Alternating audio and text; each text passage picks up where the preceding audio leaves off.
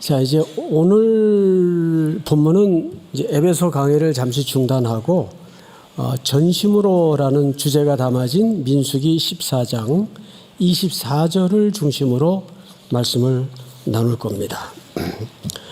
말씀을 나누기 전에 제가 깜빡 잊을 뻔했는데 사부 올라오기 전에 우리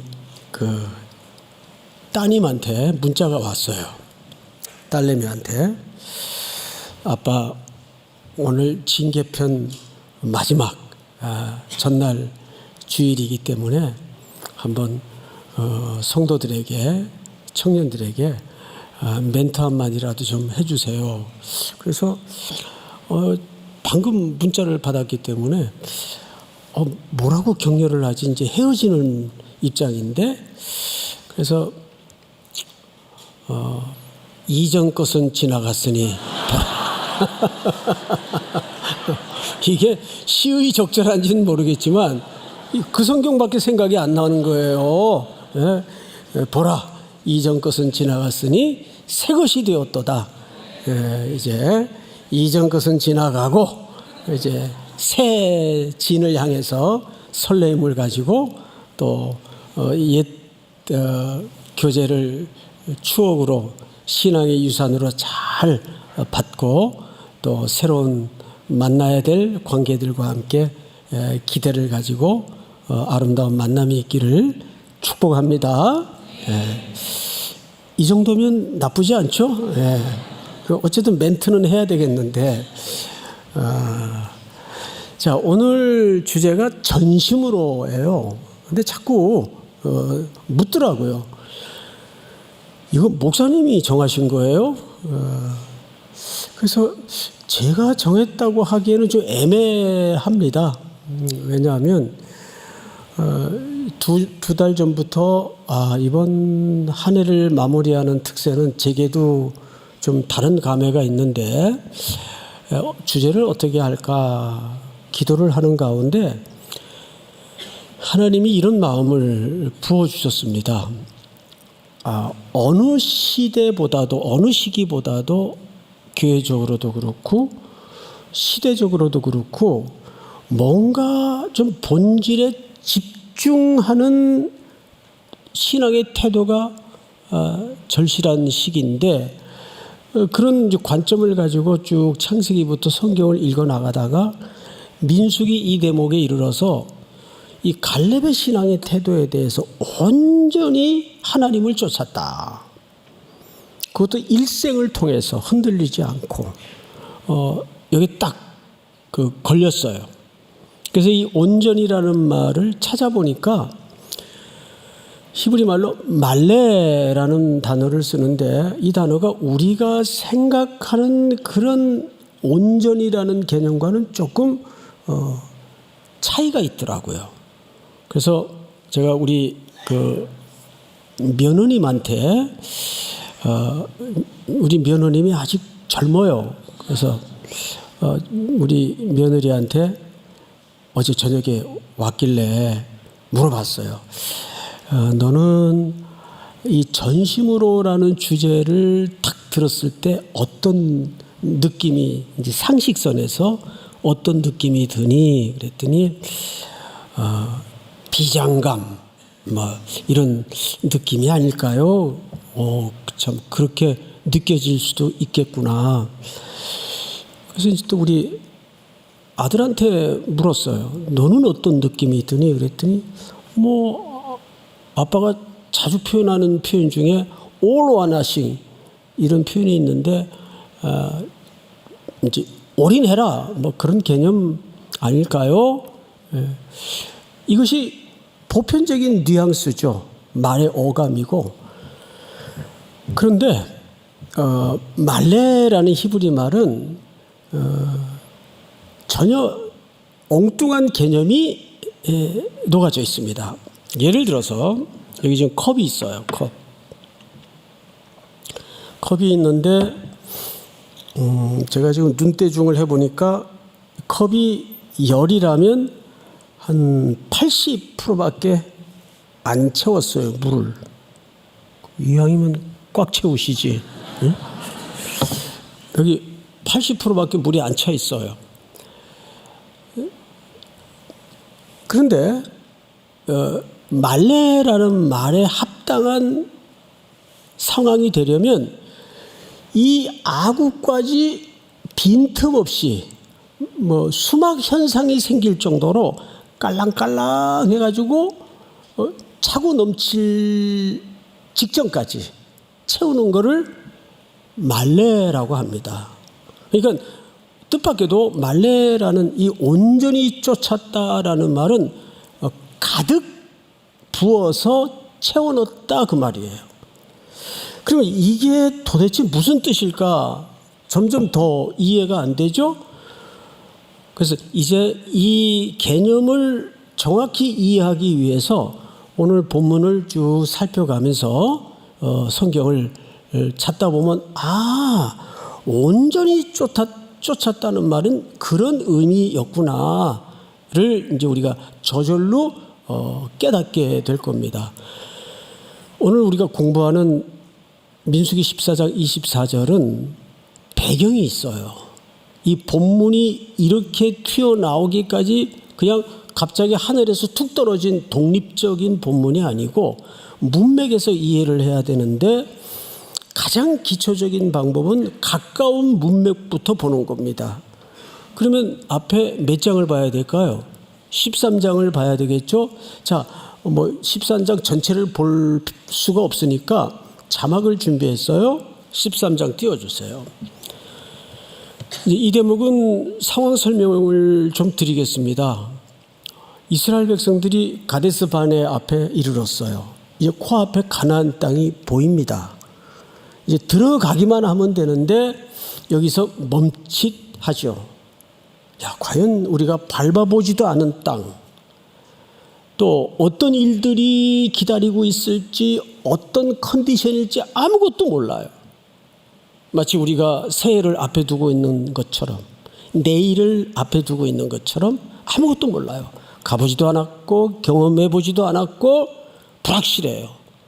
그러니까 백성들 마음속에 뭐가 밀려왔겠습니까?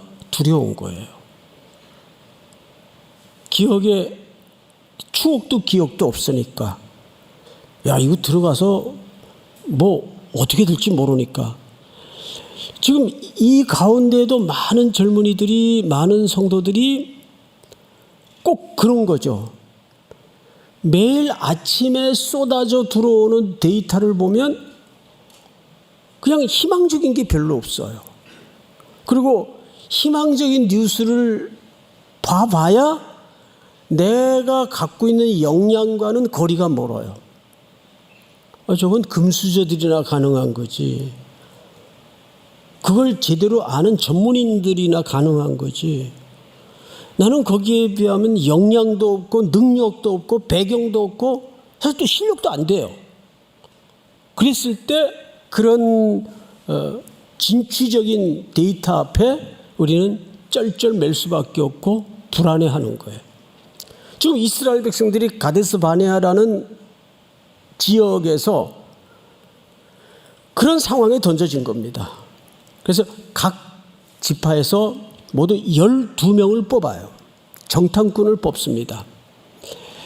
해서 너희들이 먼저 그 땅에 들어가서 샅샅이 돌아보고 좀 보고서를 작성해서 갖고 와라. 이렇게 된 거죠. 그리고 그 기간 동안에 백성들은 이제 가나안을 코앞에 두고 기다리고 있는 거예요. 얼마나 많은 상념에 사로잡혔을까요? 광야길을 걸어온 시간들, 또 애굽에서 비록 묶인 몸이었지만 고깃가마미 곁에서 배고픈 적은 없었고 그 찬란한 문명 속에 나름 종살이를 했지만 자부심도 있었고 그런 것들이 주마등처럼 쫙 지나갔을 거예요. 자, 한참 있다가 12명이 보고서를 갖고 왔어요. 그리고는 이렇게 얘기합니다. 30절을 볼까요? 갈렙이 모세 앞에서 백성을 조용하게 하고 이르되 우리가 곧 올라가서 그 땅을 취하자 능히 이기리라. 이 대단한 결기를 담아서 선포를 하는 겁니다. 올라가자. 충분히 이길 수 있다. 능히 이기리라.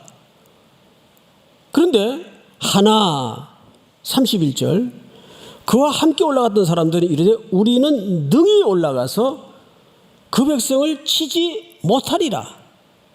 그들은 우리보다 강하니라. 누구보다? 우리보다. 우리라는 나와 상황과 비교를 한 겁니다. 자, 그런데 여러분, 여호수아와 갈렙이 본 컨디션과 10명이 본 컨디션은 다른 컨디션일까요? 똑같은 컨디션이에요. 그런데 보는 관점이 달랐어요. 이걸 보통 우리가 시선 차이라고 합니다. 시선이 달랐어요. 자, 이어서 보고가 계속 쏟아집니다. 32절 이스라엘 자손 앞에서 그 정탐한 땅을 악평하여 이르되 우리가 두루 다니며 정탐한 땅은 그 거주민을 삼키는 땅이요 거기서 본 모든 백성은 신장이 장대한 자들이며. 자, 다음 절 한번 여러분들이 읽어보실까요? 시작. 거기서 네필의 무손인 아낙 자손의 거인들을 보았나니 우리는 스스로 보기에도 메뚜기 같으니 그들이 보기에도 그와 같았을 것이니라. 네, 그들은 중후장대한 데다가 어마어마한 세력과 크기와 규모를 갖고 있고 땅은 전부 산지 암벽투성이고 우리가 스스로 보기에도 우리가 메뚜기가처럼 보이던데 그 사람들을 볼 때는 하물며 더하지 않겠느냐. 이렇게 수치와 크기와 규모의 비교를 통해서 우리는 메뚜기 같아 보이더라. 이건 이길 수가 없는 싸움이다. 자, 이거 과장 보고입니까? 허위 보고입니까? 팩트입니까? 대답하세요. 과장 보고예요? 허위 보고예요? 팩트예요? 팩트죠. 이건 팩트예요. 거짓 보고가 아니에요. 그러면 우리가 여기서 정확하게 그건 2명은 능히 이긴다 그랬고 10명은 다수입니다. 10대 2예요. 능히 이기지 못한다. 어느 보고가 합리적입니까? 10명의 보고가 훨씬 상식적이고 합리적이에요.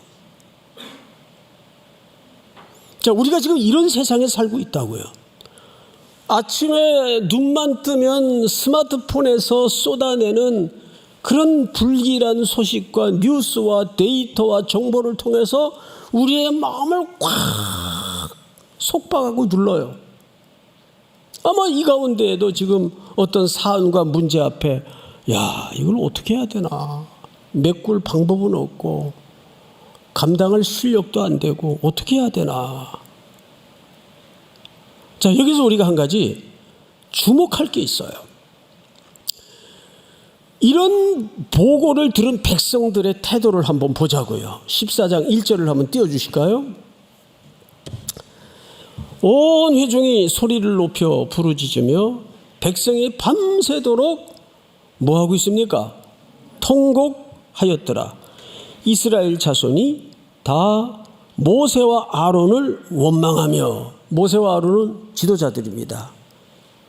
출애굽의 실질적인 핵심 지도자들이에요. 죄송합니다. 여기서 우리는 여기에도 이제 지도자들이 계시겠지만 지도자라는 자리는 정확하게 비난과 욕을 먹는 자리입니다. 그거 하라고 거기 세워놓은 거예요.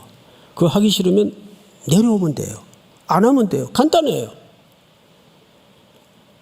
교회 목사직도 원망 듣고 비난받는 자리입니다. 그거 싫으면 안 하면 돼요. 그런데 그것이 소명의 자리라면 욕을 먹어가면서도 해야죠. 자, 여기 모세는 40년 내내 몇 번 죽을 뻔했어요. 돌멩이 들고 모세를 여러 번 치려고 그랬어요. 그래도 여러분들은 돌멩이는 안 들잖아요. 예? 돌멩이는 훨씬 나은 거죠. 몇 번 죽을 뻔했어요. 뭐 비난은 말할 것도 없고. 그런데 성경을 다시 보시면 원망하며 온 회중이 그들에게 이르되 우리가 애굽 땅에서 죽었거나 이 광야에서 죽었으면 좋았을 것을 괜히 따라 나와가지고 광야에서도 못 죽고 애굽에서도 못 죽고 지금 진퇴양난 속에 이거 어떻게 하면 좋으냐 말이에요. 3절을 한번 읽어볼까요, 여러분? 시작. 어찌하여 여호와가 우리를 그 땅으로 인도하여 칼에 쓰러지게 하려 하는가? 우리 저자가 사로잡히니 애굽으로 돌아가는 것이 낫지 아니하랴. 역출애굽의 본심을 드러냅니다. 차라리 이럴 바에는 그냥 우리 돌아가자. 돌아가는 게 낫지 않냐? 지금도 옛날이 좋았다. 옛날로 돌아가자. 그런 사람들이 있어요? 자, 성경을 이에 서로 말하되 우리가 한 지휘관을 세우고 애굽으로 돌아가자. 이제 민주주의에 의해서 여론에 의해서 대세의 흐름을 따라 돌아가자고 드디어 아우성을 칩니다. 자, 이 결과 28절 한번 띄워주실까요? 그들에게 이르기를 여호와의 말씀에 내 삶을 두고 맹세하노라. 너희 말이 내 귀에 들린 대로 내가 너희에게 행하리니. 내 귀에 들린 대로 그대로 하겠다. 얘들 돌아가자 그랬지. 차라리 광야에서 죽었으면 좋았을 뻔했다 그랬지. 내 귀에 들린 대로 해줄게. 그래서 그들은 다 광야에 쓰러집니다. 광야에 가나안 땅을 못 밟아요. 자, 이런 거 보면 여러분 언어라는 것은 그 사람의 사고와 철학과 가치를 담는 겁니다. 언어라는 그릇은. 그렇다면 성도들이 말을 조심해야 될까요? 함부로 해도 될까요? 아, 이거 뭐 말인데 뭐. 내가 진짜 때린 건 아니잖아. 말이 그렇다는 얘기지. 이런 얘기 하죠. 자, 말 함부로 하면 될까요? 누가 듣고 있어요, 그 말을? 하나님이 내 귀에 들린 대로 하겠다. 얼마나 소름 돋는 표현입니까? 자, 그러면 여기서 한 가지. 도대체 갈렙이라는 사람은 어떤 사람이길래 그런 관점으로 말도 안 되는 이 상황에서 올라가자 할 수 있었을까? 제가 이 본문을 준비하다가 퍼뜩 떠오른 인물이 하나 있었어요. 우리 사무엘상 17장을 좀 띄워주실까요? 다윗 이야기입니다. 지금 엘라 골짜기에 블레셋 자이언트족이 골리앗과 함께 진을 치고 있고 지금 그 앞에 사울의 군대는 이스라엘 백성들이죠. 사시나무 떨듯 벌벌 떨고 있어요. 숫자로나 장비로나 크기로나 이거는 지금 이스라엘 백성들의 상태와 똑같아요. 가데스 바네 앞에 지금 떨고 있는 이스라엘 백성들하고 똑같아요. 이때 형들에게 먹을 것을 주기 위해서 심부름 왔던 이새의 집의 막내 아들, 형들은 다 이 전쟁터에 지금 와 있습니다. 막내 아들이 그 전장에 심부름을 왔다가, 아버지 심부름을 왔다가 그 광경을 본 거예요. 아니, 이게 무슨 꼴이냐. 그때 막내는 주로 하는 일이 들판에서 총총 찬잇을 내리는 밤을 새워가며 별을 해던 목동입니다. 그리고 목동 틈에 밤을 새면서 사자가 덤벼들고 곰이 덤벼들면 늘 손때가 묻은 그 물맷돌 주머니에서 돌을 넣어가지고 그걸 빙빙 돌린 다음에 슉 던져서 곰을 물리치고 사자를 물리친 하나님께로부터 은혜를 누린 이 벌판의 기억이 있어요. 하나님의 은혜를 경험한 추억과 기억이 있어요. 근데 그 소년이 이 전쟁터의 상황을 보고 이 전쟁의 원리를 이렇게 선포합니다. 다윗이 블레셋 사람에게 이르되 너는 칼과 창과 단창으로 내게 나오거니와 나는 만군의 여호와의 이름 곧 네가 모욕하는 이스라엘 군대의 하나님의 이름으로 네게 나가노라. 누구의 이름으로 나간다고요? 여러분 생각을 해요. 이게 지금 논리가 맞아요? 저쪽은 칼과 창과 칼로 단창으로 나오고 있는데 나는 여호와의 이름으로 나간다. 이게 앞뒤가 되는 얘기예요. 나는 그럼 더 긴 창, 더 많은 개수를 가지고 나가지 뭐 이러면 말이 돼요. 힘과 힘으로 비교를 해서 우위를 선점하는 개념으로 나가면 이길 확률이 높아요. 이게 세상의 방식이란 말이에요. 그런데 온 전쟁터에서 생뚱맞게 현실감도 없이 여호와의 이름으로, 여러분 만약에 회사에 가가지고 부장님 저는 이걸 여호와의 이름으로 반드시 해내겠습니다. 그러면 얘가 미쳤나? 아마 그럴 거예요. 에? 다음 절을 한번 읽어볼까요? 오늘 여호와께서 너를 내 손에 넘기시리니 내가 너를 쳐서 네 목을 베고 블레셋 군대의 시체를 오늘 공중의 새와 땅의 들짐승에게 주어 온 땅으로 이스라엘에게 하나님이 계신 줄을 알게 하겠고. 47절 다 같이 읽습니다. 시작. 또 여호와의 구원하심이 칼과 창에 있지 아니함을 이 무리에게 알게 하리라. 전쟁은 여호와께 속한 것인즉 그가 너희를 우리 손에 넘기시리라. 자, 여기 잘 보세요. 다윗이 한 고백입니다. 여호와의 구원하심은 칼과 창에 있지 않습니다. 세상의 무력의 힘에 승패가 결정되지 않습니다. 이 무리에게 알게 하리라. 전쟁은 누구에게 속한 것인지.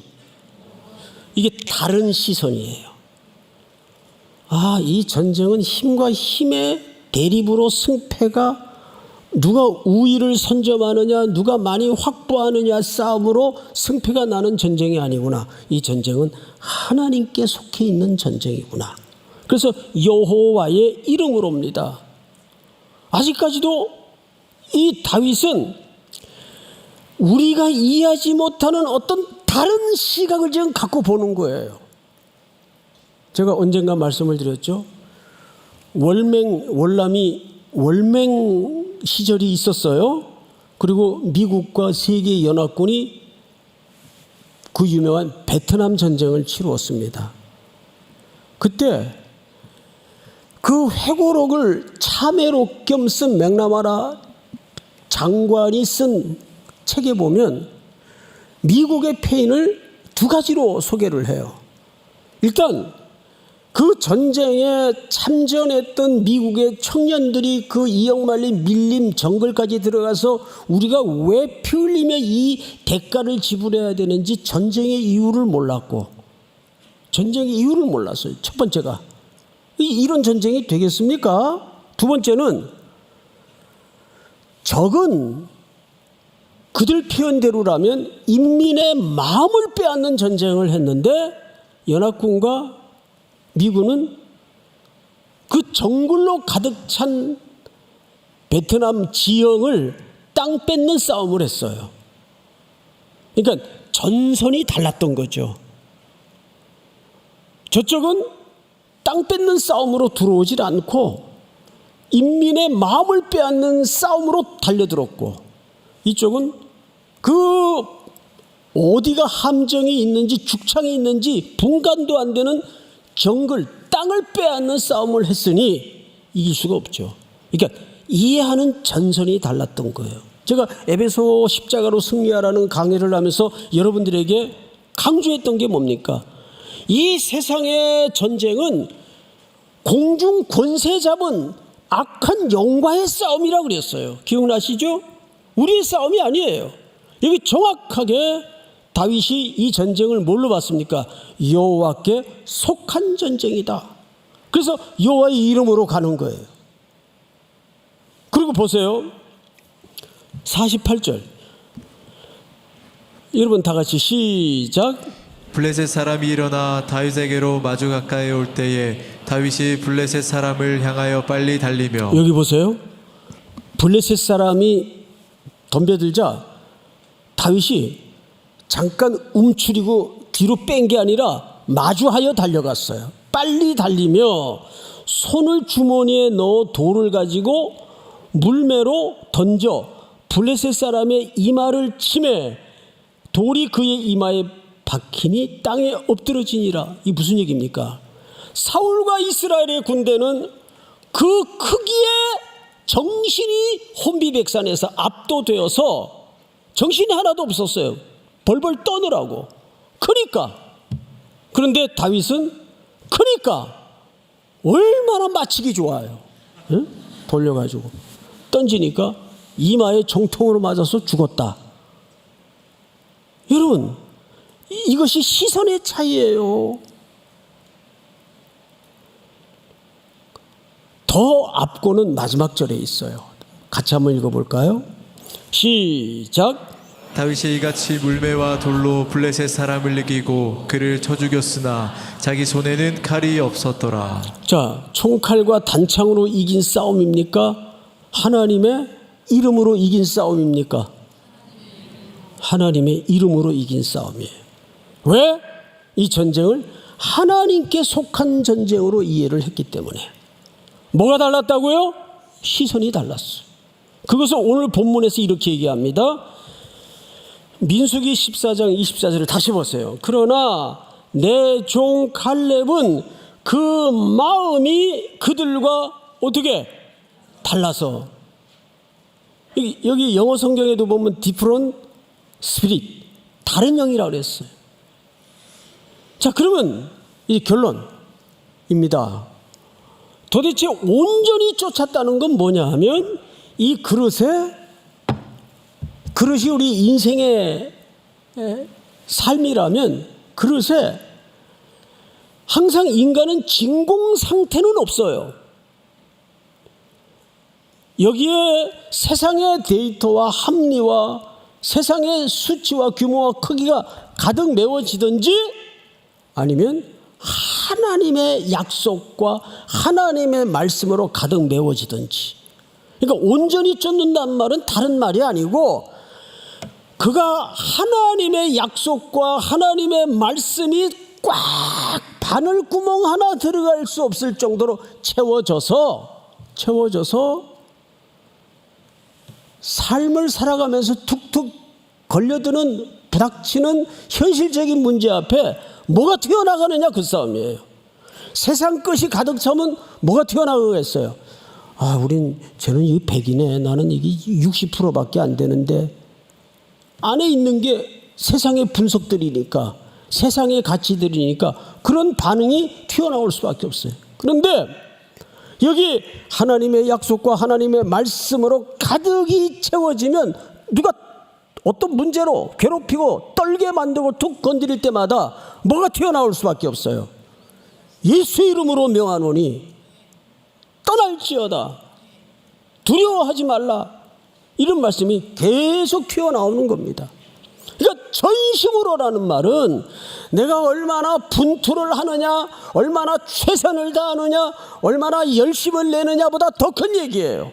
이 안에 내 비어진 영혼 안에 나는 죽고, 그래서 말레라는 온전히 쫓는다는 말 속에는 제물을 드린다라는 개념이 있어요. 내가 죽는다 그 말이에요. 나는 죽고 누구로 채워지는 겁니까?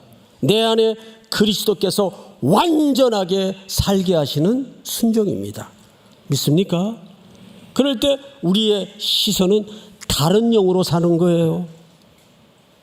그러니까 다윗의 표현을 보면 이 전쟁은 여호와께 속한 것인즉, 여러분들이 지금 어떤 문제로 고민하고 있고 벌벌 떨고 있고 전전긍긍하고 야 이거 어떻게 해야 되나, 당장 월요일 날이 밝으면 부닥칠 문제인데, 그럴지라도 세상의 논리로 다윗의 손에는 칼이 없었더라. 세상의 방식 가지고 이기는 싸움이 아니라 그 말이. 그것을 교회 성도들이, 교회가 이 세상 앞에 드러내야 돼요. 믿습니까? 네. 다 일어나십시다. 두려워 말라. 아무것도 두려워 말라. 주 나의 하나님이 지켜주시네.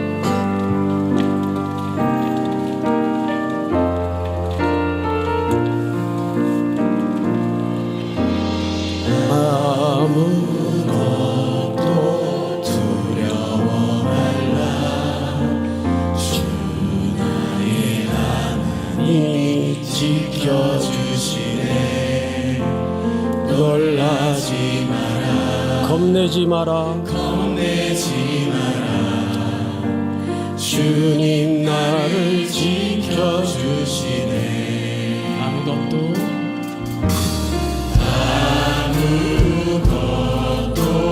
두려워 말라. 주 나의 하나님이 지켜주시네. 놀라지 마라. 겁내지 마라. 주님 나를 지켜주시네. 내 맘이 힘에 겨워 내 맘이 힘에 겨워 지칠지라도 주님 나를 지켜주시네. 세상의 험한 풍파 몰아칠 때도 주님 나를 지켜주시네. 우리 두 손을 높이 들고 주님은 나의 산성, 주님은 나의 산성, 주님은 나의 요새, 주님은 나의 손, 나의 힘이 되신 여호와, 주님은 나의 산성, 주님은 나의 산성, 주님은 요새이십니다. 주님은 소망이십니다. 주님은 나의 힘이 되십니다. 주님은 나의 소망, 나의 힘이 되신 여호와. 오 사랑하시는 하나님 아버지, 우리의 속에 있는 모든 세상의 가치들을 다 드러내고 예수로만 가득 채워지는 전심으로 주를 다시 한번 쫓기로 결심하는 우리의 젊은 날들이 되도록 함께하여 주시옵소서. 지금은 우리 구주 예수 그리스도의 은혜와 아버지의 사랑과 성령의 교통하심이 머리 숙여 경배를 드리는 사랑하고 사랑하는 우리 3일의 청년들, 성도들, 해외, 국내 멀리 출타 있는 가족들, 복종의 생명까지 영원토록 함께 있을지어다. 아멘.